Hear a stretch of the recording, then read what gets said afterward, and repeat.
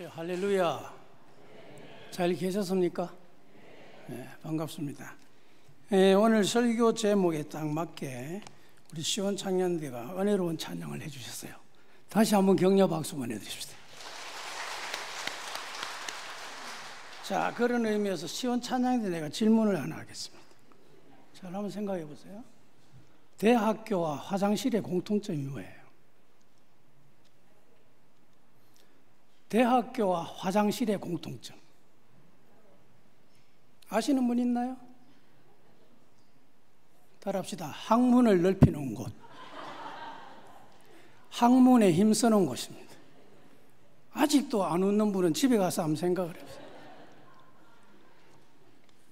한번 따라하십시다. 염려를 가불하지 말라. 우리 인간이 살아가면서 해서는 안 되는 일 중에 하나가 있습니다. 그것은 걱정을 가불하는 것입니다. 아직 일어나지도 않는 내일 일을 오늘 앞당겨서 걱정하는 일, 내일을 걱정하는 걸 말합니다. 여러분, 가불이라는 말의 뜻이 뭡니까? 한문으로 가짜는 거짓이라는 이름도 있고 임시라는 뜻도 내포하고 있습니다.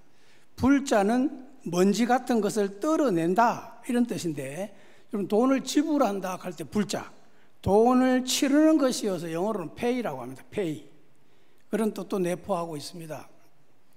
그러므로 가불이라고 하는 말은 앞으로 받을 임금 따위의 일부 혹은 전부를 정해진 기일 이전에 미리 앞당겨 받는 걸 가불이라고 그러죠. 가불. 돈은 필요하면 가불할 수 있죠. 가불의 경험이 있는 분만 아멘. 우리 세안교는 다 넉넉하신 분만 계시는 거. 예. 뭐 돈이야 가불할 수 있지만, 따라합시다. 염려는 가불하지 말라. 어떤 한 환자가 병원을 찾아왔습니다. 환자는 진료를 다 마치고 의사가 진료 카드에 작은 글씨를 쓰는 것을 눈여겨봤어요. 그런데 의사가 소근암이라고 딱 적는 거예요. 소근암. 그래서 환자는 자기가 암에 걸렸다는 사실에 가히 충격을 받고 의사에게 묻습니다. 선생님, 제가 병에 걸린 거죠? 그러니까 의사가 아이고, 걱정하실 거 아무것도 없습니다. 집에 가셔서 충분한 휴식을 취하시면 금방 회복이 됩니다. 자신에게 거짓말을 하고 있다는 것을 눈치채는 환자가 진지한 표정으로 다시 묻습니다. 선생님, 괜찮습니다. 사실대로 얘기해 주세요. 소근암에 걸리면 얼마나 살 수 있습니까? 잠깐 동안 침묵이 흐른 후에 의사가 난감한 표정으로 그 환자를 쳐다보면서 하는 말, 소근암은 제 이름입니다. 진료카드에 의사 이름을 밑에 쓰잖아요. 그걸 본 거예요. 소근암은 제 이름입니다. 이렇게 말합니다. 여러분, 왜 우리 인간들이 염려라고 하는 깊은 웅덩이에 빠져서 못 헤어나올까요? 첫 번째, 지나친 욕심 때문입니다. 모기는 피를 빨다가 잡히고 물고기는 미끼를 물다가 잡히게 됩니다. 우리 인간들은 지나친 욕심, 이 욕망의 미끼를 물다가 망하게 되는 겁니다. 성경에서 말씀하고 있죠. 오직 각 사람이 시험을 받는 것은 자기 욕심에 끌려 미혹됨이니 욕심이 잉태한 즉 죄를 낳고 죄가 장성한 즉 사망을 낳느니라. 여러분, 지나친 것은 다 나쁩니다. 지나친 것은 다 나쁩니다. 과식 나쁩니다. 과음 나쁜 겁니다. 과속 나쁘죠. 과다, 과장, 과욕, 과자 붙은 거 다 나쁜 겁니다. 지나친 욕심, 욕망은 입맛을 당기는 인스턴트 식품과도 같습니다. 여러분, 맛있다고 계속 인스턴트 식품을 먹다 보면 자신도 모르게 몸이 다 망가지고 맙니다. 젊은이들 인스턴트 식품 좋아하잖아요. 그 생각 없이 오래 마시다 보면 50 넘어가면 다 병이 옵니다. 우리 인간이 욕망에 사로잡히게 되면 진주 같은 삶을 곁에 두고도 놓쳐버리게 됩니다. 이 욕심이 지나치면 그 욕망을 이루려고 하는 생각으로 온통 꽉 차 있기 때문에 다른 것을 바라볼 틈이 없습니다. 틈이. 필요 이상의 욕망은 사람의 이성을 마비시키고 정신을 혼미하게 만드는 겁니다, 여러분. 여러분, 사람들은 누구나 현재의 삶보다는 좀 더 나은 새로운 삶을 동경을 하고 추구하고 살아가는 걸 좋아합니다. 그래서 복잡한 도시에서 한평생 눈코 뜰 새 없이 치열한 경쟁을 하면서 살아온 사람들은 나이가 들거나 은퇴하고 나면 조용하고 공기 좋은 시골 같은 곳에 가서 황토집을 짓고 텃밭이나 좀 갈면서 조금 가꾸어 가면서 말년을 보내겠다 하는 그런 사람들이 참 많습니다. 아마 여기도 아마 그런 분들이 있을 거예요. 반대로 시골에서 한평생 외롭게 농사만 짓고 산 사람들은 조용한 시골을 좀 떠나서 사람들이 북적거리는 도시로 나와서 자주 사람들을 만나고 제대로 어울리며 교제하면서 살고 싶어하는 사람도 있습니다. 어느 방법이 좋은지는 모르긴 하나 분명한 것은 한평생 살던 모습 그대로 있는 그곳에서 늘 만나던 사람들과 교제하면서 즐겁게 사는 것이 인생의 행복입니다. 다르게 살려고 하지 마세요. 미국의 억만장자들이 은퇴 후에 모여서 사는 도시가 있습니다. 그곳은 애리조나주에 있는 선베일리라고 하는 곳입니다. 그것은 모든 것이 현대화된 시설로 호화로울 뿐만 아니라 55세 이하는 입주조차 금지된 곳이라고 합니다. 이곳은 일반 평범한 동네에서 흔히 들리는 아이들의 시끄러운 소리도 없고 아무 데서나 볼상사납게 애정 표현을 하는 젊은 커플도 없고 갖가지 음식 냄새를 풍기는 노점상도 없고 길거리 벤치에 누워서 자는 노숙자들도 없습니다. 그곳에는 자동차도 노인들이 놀랄까 봐 시속 25km 속도로 달리도록 제한되어 있습니다. 그런데 그런 좋은 곳에서 사는 사람들이 일반 시내 평범한 곳에 사는 사람들보다도 치매 발병률이 훨씬 더 높다는 결과가 나왔습니다. 이런 충격적인 결과가 나오자 우리나라의 신경정신과 전문의이고 뇌과학자인 이시영 박사가 그 이상하다 해서 이유를 조사하려고 그곳을 방문합니다. 그곳에 가보니 정말 지상낙원 따로 없더랍니다. 지상낙원이 모든 편의시설이 완벽하게 다 갖춰져 있고 최신 의료시설에다가 최고의 실력을 가진 의사들이 다 배치되어 있더라는 거예요. 그런데 치매 환자가 많더라는 거예요. 그 결과를 연구해 봤더니 세 가지로 답이 나왔어요. 첫 번째, 일상적으로 겪는 스트레스가 하나도 없다. 거기는. 두 번째, 생활고에 대한 아무런 걱정이 없었다. 세 번째, 생활에 아무런 변화가 없었다. 이 세 가지 때문에 치매 환자들이 많더라는 거예요. 그렇게 좋은 환경이었어요. 그래서 이곳 사람들은 다시 원래 살던 시끄러운 마을로 돌아간다고 합니다. 여러분, 너무 욕심 부리지 말고 지금 내가 있는 이곳이 가장 행복한 곳이고 지금 만나는 사람이 가장 좋은 사람이고 지금 하고 있는 일이 가장 좋은 겁니다. 할렐루야. 아멘. 두 번째는 남들과의 비교의식 때문입니다. 비교의식. 여러분, 배를 먹으면서 사과 맛을 생각하는 순간부터 불평과 불행의 그림자가 슬그머니 소리 없이 다가오게 됩니다. 여러분, 배를 먹으면서 이것이 사과였으면 좋겠다 이렇게 안타까워하거나 사과를 먹으면서 이것이 배였으면 좋겠다 아쉬워하는 사람은 배 맛도 사과 맛도 못 느낍니다. 사람이 비교의식과 경쟁의식에 사로잡혀 사는 동안에는 마음의 참된 기쁨과 평안을 간직하기가 어렵습니다. 여러분, 작은 것에 만족할 줄 아는 지혜가 필요합니다. 작은 것에 만족할 줄 아는 사람은 웬만한 일은 걱정하지 않을 뿐만 아니라 걱정되지도 않습니다. 요즘 현대인들은 너무 지쳐있는 것 같아요. 왜 그럴까요? 치열한 경쟁의식에 사로잡혀 남들보다 먼저 성공에 집착하고 있기 때문이 아닐까요? 성공하기 위해서 경쟁자를 짓밟아야 되고 더 많은 실력을 쌓기 위해 좌우나 뒤로 돌아볼 시간조차 없이 그냥 앞만 보고 줄기차게 달려가니까 얼마나 피곤하겠어요. 비교의식, 경쟁의식은 사탄 마귀가 자주 사용하는 그들의 무기요 수법입니다. 여러분, 창세기 3장에 돌아가 보면 거기 나오잖아요. 사람의 불순종과 하나님의 심판을 선언하고 있는 말씀이 창세기 3장인데 거기에 마귀로 가장한 뱀이 찾아와서 하나님이 참으로 너희에게 동산 모든 나무 열매를 먹지 말라 하시더냐? 참으로 하면서 유혹을 하지 않습니까? 그때 여자가 뭐라고 말합니까? 동산 나무의 열매를 우리가 먹을 수는 있으나 동산 중앙에 있는 열매는 먹지도 말고 만지지도 말라고 했습니다. 먹게 되면 너희가 죽을까 하노라고 말했습니다. 죽을까 하노라고 말했습니다. 하나님이 죽을까 하노라고 말한 적이 없습니다. 반드시 죽으리라 라고 말했죠. 이 마귀는 항상 아리송하게 말합니다. 여러분, 사람을 사귈 때 예스 노가 분명한 사람을 사귀세요. 아리송한 사람은 헷갈립니다. 당합니다. 말이 예스가 노가 분명한 사람이 그 제대로 된 사람입니다. 뱀이 여자의 빈틈을 알아차리고는 단호하게 단도직입적으로 말하죠. 너희가 결코 죽지 아니하리라. 여러분, 마귀 사탄이 더 확신 있게 말하고 있어요. 마귀 사탄이.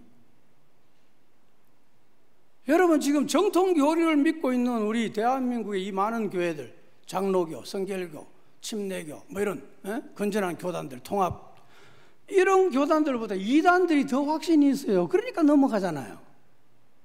이단들이 더 확신 있게 말한다니까요. 전달 때 보면 진짜인 것처럼 말을 해요. 진짜인 것처럼. 마귀는 항상 그렇게 하고 있어요. 조심하셔야 돼요. 왜 하나님이 동산 중앙에 있는 나무의 열매를 먹지 못하게 한 줄 아느냐? 모릅니다 그랬더니 너희가 그것을 먹는 날에는 너희 눈이 밝아져서 하나님과 같이 되어 선악을 알 줄 하나님이 아시기 때문이야. 그거 먹으면 하나님과 같이 된다는 거예요. 여러분, 무지한 인간이 어찌 전지하신 하나님과 비교할 수 있습니까? 무능한 인간이 전능하신 하나님과 어찌 비교가 됩니까? 마귀는 항상 그렇게 욕을 한다니까요. 하나님과 같이 된다고 하는 이 말에 여자도 남편 아담도 결국 속아 넘어가고 말죠. 마귀는 언제나 사람을 유혹하고 시험에 빠지게 할 때 비교의식이라고 하는 무기를 들고 나옵니다. 여러분, 미국의 대통령 에브라함 링컨 아시죠? 그는 일생 동안 살면서 화를 잘 안 냈다 그래요. 화를. 그분 얼굴 보면 그 웃는 얼굴 아니에요. 그런데 그분은 유머가 아주 풍부했대요. 한 번은 상원의원에 가서 연설을 하는데 한 상원의원이 일어나면서 링컨을 향해 링컨 당신 내려오시오. 당신은 대통령 자격이 없어요. 아버지가 구두수선했다면서요. 이런 거예요. 아버지가 구두수선했다면 당신은 구두수선공 아들이라며 그런데 무슨 대통령을 하느냐 이렇게 말했어요. 자, 여러분이 그 입장 같으면 어떻게 말하겠어요? 링컨 대통령은 그 의원의 야유 소리를 듣고 울먹이면서 이런 얘기를 합니다. 상원 의원님, 참 고맙습니다.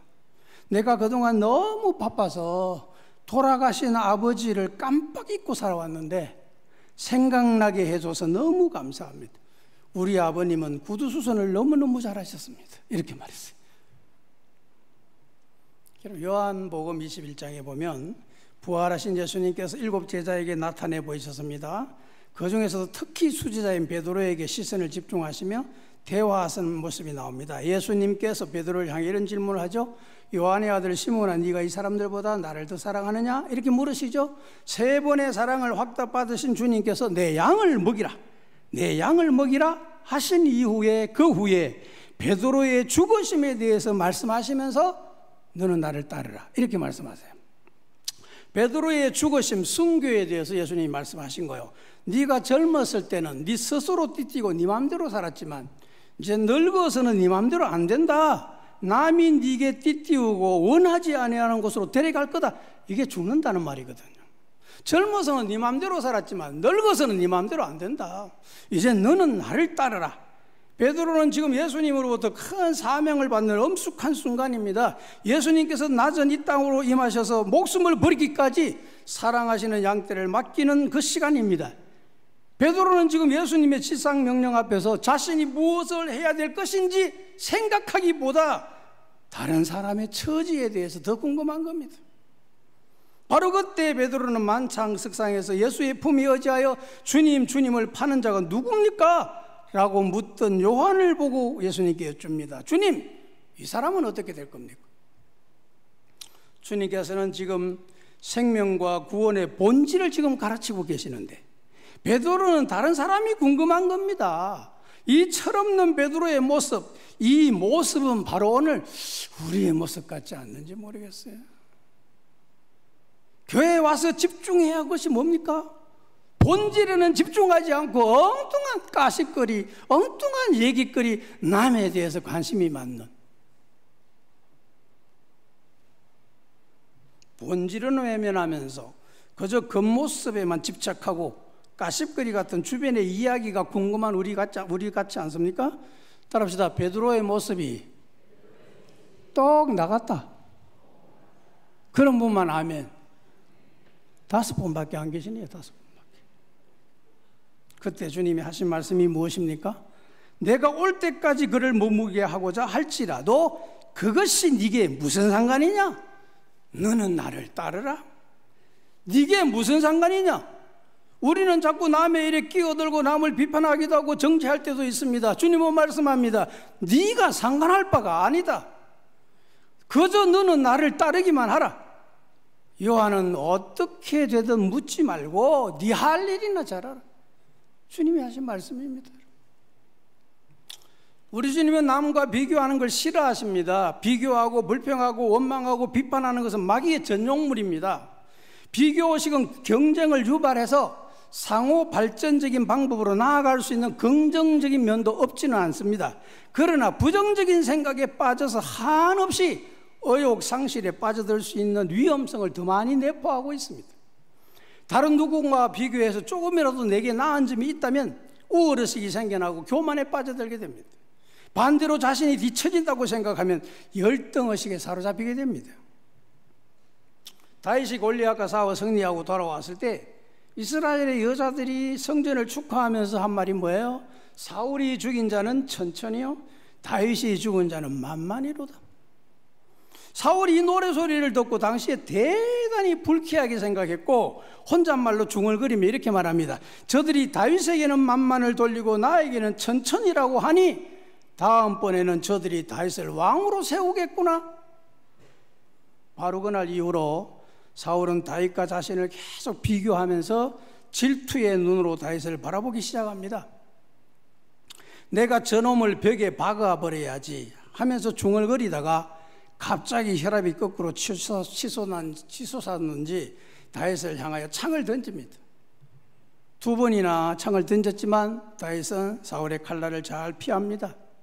사울은 그날 이후 열을 받아가지고 왕이 국정은 살피지 아니하고 3,000명의 군사를 끌어모아가지고 계속 다윗을 죽이려고 쫓아다닙니다. 사울이 이렇게까지 다윗을 죽이려고 앙심을 품은 이유가 뭡니까? 그것은 여인들이 자신과 다윗을 비교하면서 부르는 노래소리를 듣고 혈압이 거꾸로 치솟았던 거예요.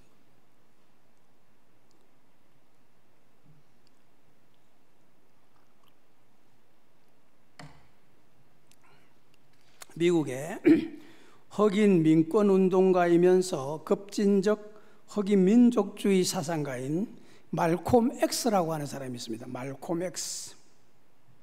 지금도 뉴욕에 가면 말콤 X라고 하는 거리가 있을 정도로 그는 매우 유명한 흑인 인권 운동가였습니다. 말콤 X는 어릴 때부터 백인이 너무 부러웠습니다. 백인들의 그 특권과 사회적인 지위 등을 흠모하면서 늘 살아왔습니다. 그래서 조금이라도 백인같이 보이고 싶어가지고 얼굴에 표백제를 바르기도 하고 머리카락을 펴기 위해서 수많은 노력을 기울였답니다. 백인같이 되고 싶었어. 그러나 나중에 이 말콤 X가 철이 들고 났어야 이게 아니구나, 진정한 자유가 무엇인지를 그는 깨닫게 됩니다. 그러면서 그는 흑인들에게 이렇게 말합니다. 형제들이여, 백인들이 우리에게 자유를 준다고 해서 자유를 얻는 것이 아닙니다. 우리가 우리의 검은 피부를 진심으로 사랑하게 될 때까지 우리 흑인들에게는 진정한 자유가 없습니다. 우리에게 주어진 것들을 사랑하게 되기 전까지 우리는 참된 자유를 누릴 수가 없는 겁니다. 여러분, 주어진 것에 감사할 줄 모르고 쓸데없는 비교를 하다 보면 언제나 부족하고 늘 불만이 가득하게 됩니다. 내게 주어진 하나하나가 다 귀한 선물임을 믿으시기를 주의 이름으로 축원합니다. 여러분, 비교하지 맙시다. 여러분, 생긴 그대로 사십시오. 비교의식은 사람을 비겁하게 만들고 비참하게 만드는 겁니다. 비교하기 시작하면 그 순간부터 염려가 불같이 몰려오게 됩니다. 그러므로 비교의식을 버리고 하나님께서 내게 허락해 주신 소유와 능력과 지혜를 가지고 은혜 가운데 사시기를 주님의 이름으로 축원합니다. 세 번째, 인생을 너무 복잡하게 생각하기 때문에 염려가 많습니다. 여러분, 우리는 때로 쓸데없는 걱정으로 밤을 지새우면서 세상을 다 산 것처럼 자신을 괴롭힐 때가 종종 있습니다. 왜 그럴까요? 우리 인생들에게 지어진 무거운 짐들 때문 아니겠습니까? 사람에게는 누구에게나 다 무거운 짐들이 있습니다. 사람이 살아가기 위해서 필요한 양식을 구하는 거, 먹거리를 구하는 것부터 시작해서 좋은 옷을 구하고 좋은 집을 사고 좋은 차를 구하는 것 등등, 그 모든 것을 위해 일을 하고 돈을 버는 것 모두가 어찌 보면 전부 무거운 짐들입니다. 또는 그 과정에서 공부하는 것, 직장생활하는 것, 또 사업하는 것, 결혼하는 것, 자식을 낳아 기르는 것, 부모를 공양하는 모든 일 다 하나하나 짐이 되는 거죠. 또 나아가서 올바른 사회의 구성원이 되기 위해서 도덕심을 기르고 정의감을 기르고 공동체의식을 배워나가는 이 모든 일들 하나하나가 다 무거운 짐이죠. 이 같은 짐들이 우리가 살아가는 동안에 우리의 머리와 우리의 마음과 어깨를 짓눌러 대니 그 속에서 어떻게 헤어나올 수가 있겠습니까? 그러나 이 모든 것들은 생각하기 나름입니다, 여러분. 이 땅에 인간의 몸을 입고 태어난 사람이라면 그 누구라도 예외 없이 겪어야 되는 과정이고 코스입니다. 나만 겪는 게 아닙니다. 때로는 공부라는 짐을 통해서 나를 통제하고 인내하는 법을 배울 수 있습니다. 결혼과 자식이라고 하는 짐을 통해 진정한 사랑의 위대함을 깨닫게 됩니다. 또 직장생활이라고 하는 점을 통해 인간관계의 아름다움과 연합의 중요성과 필요성을 배우게 되는 것이죠. 이렇게 생각만 조금 수정하면 우리 인간들에게 다가오는 모든 짐들은 더욱 우리를 인간답게 성장시켜주고 다양한 짐들을 짊어진 그 무게 때문에 함부로 궤도를 이탈하지 않게 됩니다. 나아가서 타인을 이해하고 용서하며 사랑하며 함께 살아가는 방법을 터득하게 되는 것이죠. 그 속에서 성실함과 겸손을 실천하며 인간답게 살아가는 법을 배우게 되는 것이죠. 사랑하는 새아내 가족 여러분, 짐을 짐으로만 생각하면 그 짐이 점점 무겁게 느껴져서 견딜 수가 없습니다. 그 짐 속에 파묻혀 나올 수가 없습니다. 무거운 짐을 나 홀로 지고 견디다 못해 쓰러질 때 불쌍히 여겨 구원해 주리 은혜의 주님 오직 예수. 3절 보면 내 짐이 점점 무거워질 때 주 예수 앞에 아뢰이면 주께서 친히 날 구해 주사 내 대신 짐을 져주시네. 따라합시다. 내 대신 짐을 져주시네. 4절 마음에 씹어 무서운 죄를 주 예수 앞에 아뢰이면 예수는 나의 능력이 되사. 따라합시다. 세상을 이길 힘주시네. 짐이 무거우면 주님께 맡기면 대신 져주신다잖아요. 세상을 이길 힘을 주신다잖아요. 여러분 한번 생각해 봅시다. 등산할 때 왜 등에 배낭을 지고 갑니까? 우리 등산팀이 있었잖아요. 요즘 등산합니까? 왜 빈손으로 올라가기도 힘든데 그 산 올라가는데 왜 배낭을 지고 갑니까?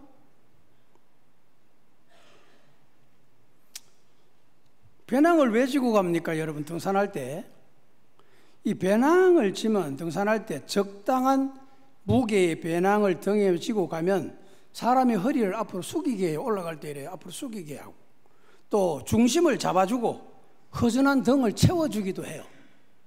그것뿐 아닙니다. 배낭 속에 무엇이 들어있습니까? 김밥도 들어있고 거기 마실 물도 있고 과일도 있고 시원한 음료수도 있고 커피도 다 들어있어요.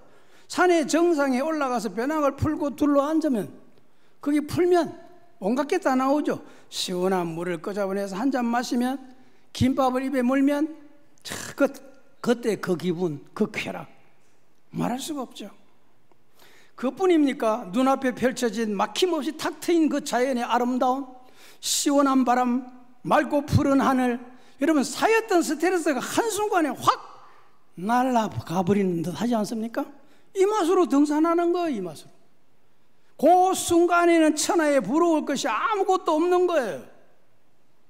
등산하는 사람들에게 있어서 배낭의 짐은 자신을 짓누르는 무거운 짐이 아니라 자신을 지탱해주고 균형을 잡아주는 버팀목이요, 기쁨이요, 선물이 되는 것이죠. 우리 인생의 삶도 이와 다를 바가 없습니다. 그러므로 삶의 순간순간 찾아오는 고통과 고난을 무거운 짐으로만 생각해서 걱정하고 고민하고 슬퍼하지 말고 좀 더 긍정적으로 단순하게 생각할 필요가 있습니다. 우리 인간이 사는 이 세상에는 언제나 바람이 불어옵니다. 우리는 그 바람에 따라서 항상 흔들리며 살아가고 있습니다. 어쩌면 우리가 움직이는 그 자체가 바람을 맞는 과정이기도 합니다. 사람이 산다는 것 자체가 매 순간순간 시련을 맞고 그 아픔을 견디며 흔들어 떨쳐버리려고 하는 과정입니다, 여러분. 어떠한 바람에도 유연하게 흔들리면서 바람을 잘 이겨내고 바람과 함께 사는 자는 살아남게 됩니다. 그 바람 앞에서 견디지 못하고 꺾이는 자는 죽는 겁니다. 바람 없는 세상이 죽은 세상이라면 바람에 흔들리지 않는 사람도 조화처럼 생명이 다한 사람이라고 할 수가 있습니다. 여러분, 거친 광야나 이 들판의 오랜 나무들 보세요. 오래된 나무들, 고목들. 이 고목들은 바람의 이치를 터득했기 때문에 오히려 바람을 속으로 잘 흡수할 줄 알고 뿌리를 더욱 강화함으로 흔들림을 최소화합니다. 이와 같이 우리 인간들도 나이가 들어갈수록 바람의 이치를 따라서 하나하나 터득하게 되므로 과거에는 도무지 이해할 수 없는 일들도 이제는 이해되기 시작합니다. 용서할 수 없던 일들도 이제 용서하는 마음이 생겨나게 됩니다. 욕심도 조금씩 사라지고 시기하거나 남과 다투지 않고 세월에 몸을 맡길 줄 아는 그런 사람이 되는 겁니다. 여러분. 따라합시다. 흔들리지 않는 꽃은 향기가 나지 않는다.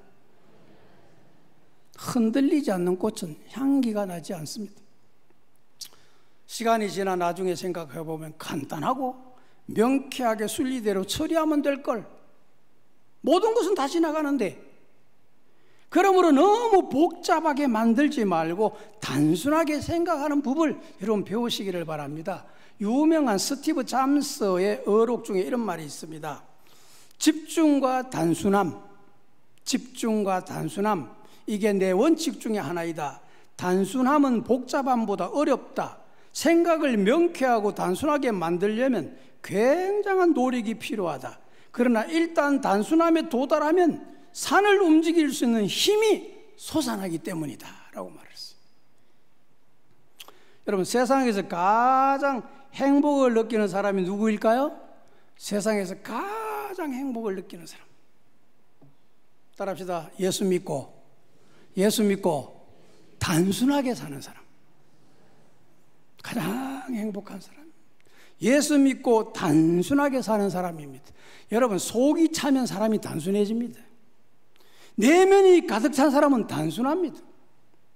예수 그리스도를 안 이후에는 오직 그리스도 한 분밖에 알지 않기로 결심했던 사도 바울, 그는 단순하게 살았습니다. 앉으나 서나 주님 생각, 들어가도 나가도 주님 생각, 자든지 깨든지 거하든지 떠나든지 먹든지 마시든지 살든지 죽든지 무엇을 하든지 오직 하나님의 영광 그 하나에만 초점을 맞추고 단순하게 살았습니다. 그러기에 그는 내가 궁핍함으로 말하는 것이 아니라 어떠한 형편에든지 나는 자족하기를 배웠다. 자족하기를 배웠노니 나는 비천에 처할 줄도 알고 풍부에 처할 줄도 알아. 모든 일 곧 배부름과 배고픔과 풍부와 궁핍에도 일체의 비결을 배웠노라. 내게 능력 주시는 자 안에서 내가 모든 것을 할 수 있느니라. 할렐루야. 단순하면 능력이 나타나는 겁니다. 복잡한 사람은 능력이 못 나타나요. 능력이 안 나타나요. 여기 여러분, 나는 자족하기를 배웠다. 자족이라고 하는 단어를 잘 보세요. 스스로 자자, 족자가 무슨 족자인지 아세요? 발족자입니다. 여러분, 만족, 충족, 흡족, 족자가 발족자입니다. 왜요? 만족, 흡족, 충족이 왜 발족자를 썼을까? 한번 생각해 보셨어요? 여러분, 물이 발까지만 찰랑찰랑 차도 만족하라는 겁니다. 너무 지나친 욕심 부리지 말라는 겁니다, 여러분. 그렇게 조금만 쳐도 흡족할 줄 알고 만족할 줄 아는 사람은 뭐 걱정할 게 뭐가 있겠어요? 바울이 그러니까 나는 자족하기를 배웠다 이렇게 지금 말하는 거예요. 자족은 스스로 넉넉함을 느낀다는 뜻이거든요. 이는 신앙적으로는 모든 일과 모든 상황 속에서 하나님의 섭리를 인식하며 사는 데서 나오는 고백입니다. 이는 다윗이 시편 23편에서 고백한 것과 일맥상통하죠. 여호와는 나의 목자시니 내게 부족함이 없으리로다. 그가 나를 푸른 풀밭에 누이시며 잔잔한 물가로 인도하시는도다. 내가 사망의 엄침한 골짜기로 다닐지라도 해를 두려워하지 않을 것은 주께서 나와 함께 하심이라. 주의 지팡이와 막대기가 나를 안위하시나이다. 바울하고 비슷해요. 바울은 어떤 형편이든지 화든지 비나든지 관계없다는 거예요. 다윗도 보세요. 사망의 엄침한 골짜기로 다녀도 나는 신경 안 쓴다는 거예요. 왜? 하나님이 나와 함께 하시기 때문에. 인간의 모든 일과 모든 상황 속에서도 하나님의 섭리를 100% 의지하는 이런 신앙인의 고백이죠. 여기에 비해 오늘 저와 여러분들의 삶은 어떻습니까? 너무 생각이 복잡하지 않습니까? 육신적인 생각들로 꽉 차 있지 않습니까? 사람 세안에 가서 여러분, 단순하게 생각하고 단순하게 말하고 단순하게 행동해야 됩니다. 신앙생활도 복잡하게 하지 마시고 단순하게 하세요, 여러분. 어떤 사람이 매사에 하는 일마다 꼬이고 막히고 안 되니까 아이고 세상 생각 끝에 이렇게 사는 게 무슨 의미가 있나? 그래서 스스로 생각하다가 자살하기로 마음을 먹고 평소에 좋아하던 높은 산으로 올라갔습니다. 절벽 앞에 서서 밑을 내려다보니 아찔아찔합니다. 눈을 뜨고는 뛰어내릴 수가 없습니다. 눈을 감았습니다. 눈을 딱 감고 뛰어내리려 하는 순간 갑자기 이런 생각이 들어옵니다. 내가 이 정도로 죽을 각오로 산다면 못할 게 뭐가 있나? 이 생각이 딱 들어옵니다. 그래서 눈을 뜨고 앞을 바라보는데 앞쪽 바로 옆에 간판이 있는 간판. 거기 보니까 다시 한번 생각해보라. 다시 한번 생각해보라. 딱 보고 바로 뛰내려 버텨요. 진짜 단순하죠. 이런 단순함 말고요. 하나님이 우리에게 주신 생명의 문제는 그렇게 단순하게 생각할 문제는 아니죠. 한 생명이 천하보다 더 귀하다고 말씀하셨잖아요. 이 한 생명을 위해 예수 그리스도께서 십자가를 지셨잖아요. 마태복음 6장에 보면 목숨을 위하여 무엇을 먹을까, 무엇을 마실까, 몸을 위하여 무엇을 입을까 염려하지 말라. 공중의 새를 보라, 들의 백합과 하루살이 들풀을 보라 말씀하시면서 시청각 교육으로 우리에게 권면해 주신 말씀이 나오잖아요. 오늘 있다가 내일 아궁이에 던져지는 들풀도 하나님이 이렇게 입히시거든. 하물며 너희일까 보냐. 믿음이 작은 자들아 말씀하고 있잖아요. 그러므로 내일을 위하여 염려하지 말라. 내일 일은 내일이 염려할 것이요 한날의 괴로움은 그날로 족하니라. 그런즉 너희는 먼저 그의 나라와 그의 의를 구하라. 그리하면 이 모든 것을 너희에게 더하시리라. 할렐루야. 자, 여기 염려하지 말라. 내일을 염려하지 말라. 무엇을 먹을까 염려하지 말라. 여기 염려하지 말라는 말씀은요 여러 가지 뜻이 있습니다. 고인이 이상금 박사나 칼빈 같은 주석학자들은 염려하지 말라를 일반적인 생활의 염려를 포함해서 모든 불신앙적 근심을 지적한다 이렇게 해석을 했고요. 핸드릭슨이나 윌리엄스라고 하는 학자는 이것은 산란한 마음을 말한다, 어수선한 마음을 말한다. 또 위클리프에게는 후둥거리지 말라, 염려하지 말라는 말을 허둥거리지 말라 이렇게 해석을 했어요. 이 주석들을 종합해 보면 인간이 염려하기 시작하면 마음이 산란하게 되고 어수선하게 되고 중심을 잃어버리게 되고 허둥거리게 된다는 거예요. 허둥거리게 된다는 거예요. 그러므로 세상 근심, 육신적인 근심에 너무 골몰하지 말라는 거예요. 우리 성도들이 해야 될 근심이 있다면 딱 한 가지, 거룩한 근심이 있어요. 하나님의 뜻대로 하는 근심, 그것이 뭐냐? 먼저 그의 나라와 의를 구하는 것이에요. 이렇게 살면 인간에게 필요한 모든 것을 하나님께서 더하여 주시겠다고 말씀했어요. 예수 믿고 단순하게 사세요. 그것이 염려의 가시덤불에서 탈출할 수 있는 유일한 길입니다. 마지막, 하나님을 신뢰하던 믿음이 연약하기 때문입니다. 하나님을 신뢰하는 믿음이 연약합니다. 영국의 시인이며 소설가인 헉슬리라고 하는 사람은 인간의 마음속에는 하나님께서 만들어 놓은 공백이 있다. 그것은 공허감이다. 이 공허감은 하나님의 진리로만 메꿀 수가 있다라고 말을 했어요. 여러분, 병에 물을 담으면 무슨 병이 돼요? 천사한테 병에 물 담으면 무슨 병이 돼요? 물병이 되죠. 똥 담으면? 꽃을 담으면 꽃병 되죠. 꿀을 담으면 꿀병이 되죠. 통에 물을 담으면 물통이 되고, 똥 담으면 똥통이 되고, 쓰레기를 담으면 쓰레기통이 됩니다. 그릇에 밥을 담으면 밥그릇이 되고, 국을 담으면 국그릇이 되고, 김치를 담으면 김치그릇이 됩니다. 병이나 통이나 그릇은 그 안에 무엇을 담느냐에 따라서 귀하게 쓰일 수도 있고 천하게 쓰일 수도 있습니다. 꽃병이나 물통이나 밥그릇 같은 것은 좋은 것을 담아 귀하게 사용되기 때문에 자주 닦아서 깨끗하게 하고 좋은 대접을 받습니다. 그러나 천하게 쓰이는 병이나 통이나 그릇들은 함부로 막 다루다가 깨지기도 하고 그러면 부서지면 버립니다. 우리 인간들의 마음도 이와 똑같습니다. 여러분의 마음속에 무엇을 담고 있느냐가 중요합니다. 지금 여러분들의 마음속에 무엇을 담고 있습니까, 여러분? 무엇을 담고 있느냐에 따라서 사람 대접을 제대로 받을 수도 있고, 그것이 무엇이냐에 따라서 악마 대접을 받을 수도 있습니다. 불만, 시기, 불평과 원망, 온갖 염려로 좋지 못한 것들을 가득 담고 있으면 그건 욕심쟁이가 되고 심술거리기가 돼가지고 사람들로부터 대접을 못 받습니다. 그러나 감사, 사랑, 겸손, 기쁨과 화평, 믿음 등 좋은 것들을 담아두면 남들로부터 대접을 받고 인정을 받게 되는 것입니다. 내 마음속에 무엇을 담고 사느냐 하는 것은 남이 절대로 해줄 수 있는 게 아닙니다. 그 책임은 누구의 책임도 아닌 바로 전적으로 나 자신 책임입니다. 내 마음속에 내가 무엇을 담는 건 아무도 담아줄 수 없습니다. 사랑하는 세안의 가족 여러분, 마음속에 항상 믿음을 소유하고 사는 사람들은 염려가 몰려올 때 감당할 수 있는 힘이 있습니다. 이런 믿음으로 우리가 세상을 이겨나가는 겁니다. 지금은 비록 오해되거나 박해를 받더라도 머지않아 진실은 꼭 밝혀질 것이고 그때 더 많은 사람들부터 신뢰를 받을 수 있기 때문인 것입니다. 지금은 너무 괴롭고 힘들어 보여도 지금 이 순간 이 고통을 잘 이겨내기만 하면 후에는 더 좋은 일들이 기다리고 있음을 아는 사람들은, 그걸 믿고 사는 사람들은 걱정할 필요가 없는 거죠. 잠깐의 고통이 우리의 영혼을 더욱 숭고하게 만드는 영역이라고 생각하기 때문에 그렇지. 여러분, 우리 인생은 어두움의 긴 터널을 지나가는 기차와도 같아요.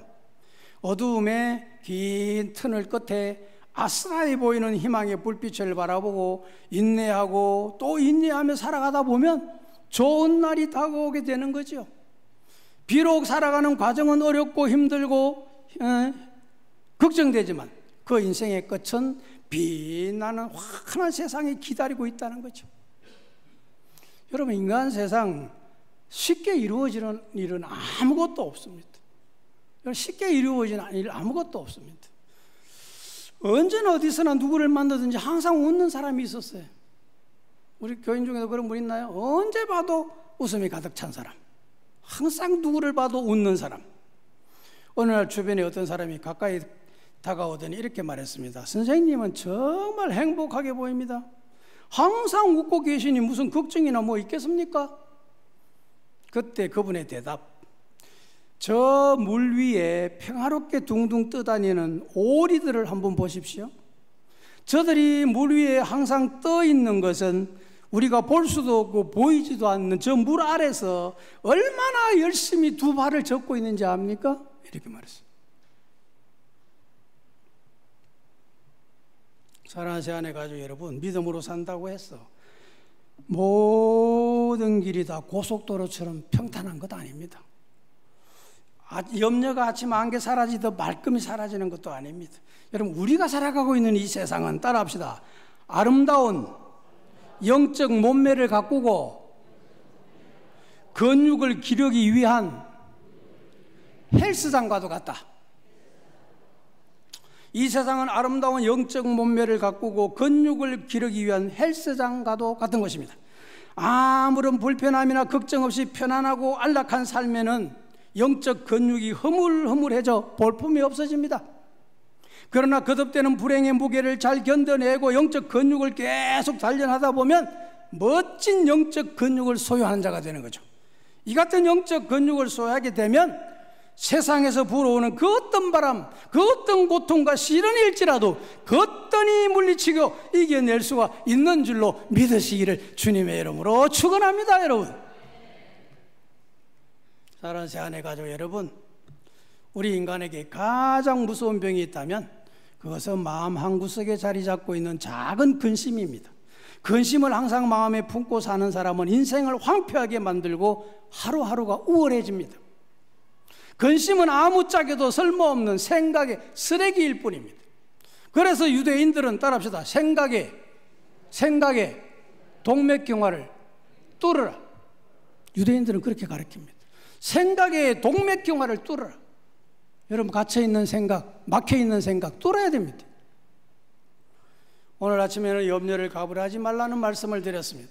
수시로 몰려오는 염려로부터 탈출하는 것은 지나친 욕심을 버려야 됩니다. 남들과 비교하지 말아야 됩니다. 인생을 너무 복잡하게 생각하지 말고 믿음으로 단순하게 생각하고 단순하게 말하고 단순하게 행동하는 법을 배워나가야 됩니다. 마지막으로 하나님을 믿는 큰 믿음으로 우리 인생에게 수시로 찾아오는 모든 고통은 변장된 축복이라고 생각해야 됩니다. 그리고 그 고통을 잘 극복하고 염려를 물리칠 수 있는 신앙심을 길러나가야 됩니다. 아울러 하나님 아버지와 그분의 말씀을 100% 신뢰할 수 있는 큰 믿음을 달라고 날마다 기도해야 됩니다. 이 말씀 안에서 인생의 모든 문제의 해답은 다 있습니다. 이 안에. 지금도 살아 역사하시는 이 생명의 말씀에 여러분 귀를 기울이시기 바랍니다. 너희는 마음에 근심하지 말라. 하나님을 믿으니 또 나를 믿으라. 아무것도 염려하지 말고 다만 모든 일에 기도와 간구로 너희 구할 것을 감사함으로 하나님께 아뢰라. 그리하면 모든 지각에 뛰어난 하나님의 평강이 그리스도 예수 안에서 너희 마음과 생각을 지키시리라. 할렐루야. 우리 인생이란 모래시계의 모래알처럼 끊임없이 지금 빠져나가고 있는 겁니다. 그러다가 언젠가는 마지막 모래알이 떨어지는 것처럼 내 인생 마지막 날이 다가오게 되는 것입니다. 그러므로 날마다 염려를 가불해서 초조하고 불안한 삶을 살지 말고 하나님을 잘 믿으십시오. 여러분, 때마다 하나님이 주시는 생명의 말씀을 의지하고 어심없는 큰 믿음으로 수시로 일어나는 근심과 염려를 당당하게 물리치고 승리하는 멸류관의 주인공들이 되시기를 주님의 이름으로 축원합니다. 축원합니다. 여러분.